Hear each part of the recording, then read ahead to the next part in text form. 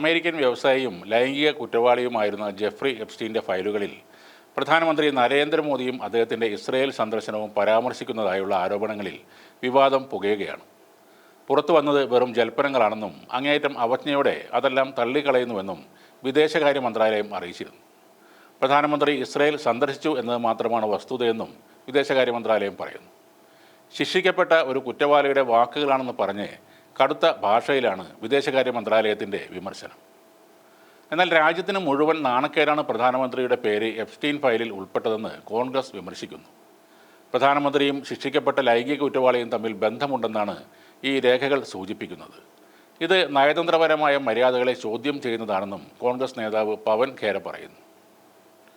മോദി തൻ്റെ ഉപദേശം സ്വീകരിച്ചെന്നാണ് ഇമെയിലിൽ എപ്സ്റ്റീൻ പറഞ്ഞിട്ടുള്ളത്. തൻ്റെ നിർദ്ദേശപ്രകാരം മോദി ഇസ്രയേലിൽ പോയെന്നാണ് എപ്സ്റ്റീൻ വിവരിക്കുന്നത്. അമേരിക്കൻ പ്രസിഡന്റിന് വേണ്ടിയാണ് അങ്ങനെ ചെയ്തതെന്നും അതുകൊണ്ട് ഗുണമുണ്ടായെന്നും പരാമർശമുണ്ട്. എന്നാൽ എന്ത് പ്രയോജനമാണെന്ന് ആ മെയിലിൽ വ്യക്തമായി പറഞ്ഞിട്ടുമില്ല. അമേരിക്കയിലും ലോകത്ത് ആകെയും വലിയ രാഷ്ട്രീയ കൊടുങ്കാറ്റ് ഉയർത്തിയതാണ് എപ്സ്റ്റീൻ ഫയലുകളിലെ വെളിപ്പെടുത്തലുകൾ. ലൈംഗിക കുറ്റവാളി ജെഫ്രി എപ്സ്റ്റീനുമായി ബന്ധപ്പെട്ട് അമേരിക്കൻ നീതി മന്ത്രാലയം പുറത്തുവിട്ട രേഖകളിലാണ് പുതിയ വിവരങ്ങളുള്ളത്. മൾട്ടി മില്യണറായിരുന്ന ജെഫ്രി എപ്സ്റ്റീൻ ലൈംഗിക കുറ്റത്തിന് ജയിലിലായിരുന്നു. 2019 ജയിലിൽ കഴിയുമ്പോൾ ആത്മഹത്യ ചെയ്ത ഇയാളുമായി ബന്ധപ്പെട്ട വിവരങ്ങളാണ് എപ്സ്റ്റീൻ ഫയലിലുള്ളത്.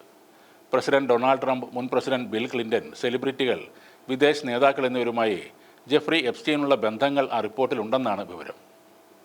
മൈക്രോസോഫ്റ്റ് സഹസ്ഥാപകൻ ബിൽ ഗേറ്റ്സിന് റഷ്യൻ പെൺകുട്ടികളുമായി ലൈംഗിക ബന്ധത്തിൽ ഏർപ്പെട്ടതിന് ശേഷം ലൈംഗിക രോഗം പിടിപെട്ടുവെന്ന് വ്യക്തമാക്കുന്ന എപ്സ്റ്റീൻ ഫയലുകൾ കഴിഞ്ഞ ദിവസം പുറത്തു വന്നിരുന്നു. നേരത്തെ പുറത്തു വന്ന പട്ടികയിൽ മുൻ ഡെമോക്രാറ്റിക് പ്രസിഡന്റ് ബിൽ ക്ലിൻ്റണും മൈക്കിൾ ജാക്സണും അടക്കമുള്ളവരുടെ വിവരങ്ങളും ഉണ്ടായിരുന്നു.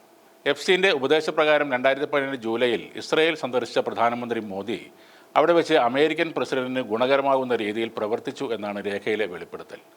എന്നാൽ ഏത് രീതിയിൽ മോദി പ്രവർത്തിച്ചു, എങ്ങനെ അമേരിക്കയ്ക്ക് അത് ഗുണമായി മാറി തുടങ്ങിയ കാര്യങ്ങളിൽ യാതൊരു വ്യക്തതയും ഇല്ല. പ്രധാനമന്ത്രി 2017 ജൂലൈയിൽ ഇസ്രയേൽ സന്ദർശിച്ചിരുന്നു എന്നതൊഴിച്ചാൽ ഫയലുകളിലെ മറ്റ് സൂചനകൾ തള്ളിക്കളയുന്നുവെന്നാണ് വിദേശകാര്യ മന്ത്രാലയ വക്താവ് രൺധീർ സിംഗ് ജയ്സ്വാൾ പറഞ്ഞത്. അമേരിക്കൻ ശതകോടീശ്വരനായിരുന്ന ജെഫ്രി എപ്സ്റ്റീനുമായി ബന്ധപ്പെട്ട കോടതി രേഖകളെയാണ് എപ്സ്റ്റീൻ ഫയലുകൾ എന്ന് വിളിക്കുന്നത്. പ്രായപൂർത്തിയാകാത്ത പെൺകുട്ടികളെ ലൈംഗികമായി ചൂഷണം ചെയ്ത കേസിലെ പ്രതിയായിരുന്നു ഇയാൾ.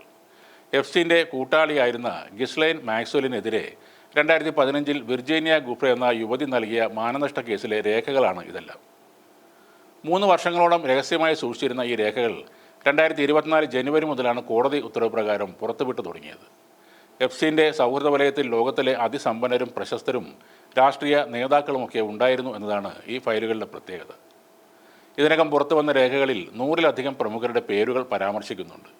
ഇതിൽ മുൻ അമേരിക്കൻ പ്രസിഡന്റുമാർ, രാജകുടുംബാംഗങ്ങൾ, ശാസ്ത്രജ്ഞർ എന്നിവരുടെ പേരുകളും ഉൾപ്പെടും. 30 ലക്ഷം പേജുകളും 1.8 ലക്ഷം ചിത്രങ്ങളും 2000 വീഡിയോകളും ഉൾപ്പെട്ട ഫയലുകളാണ് പുറത്തുവിട്ടത്.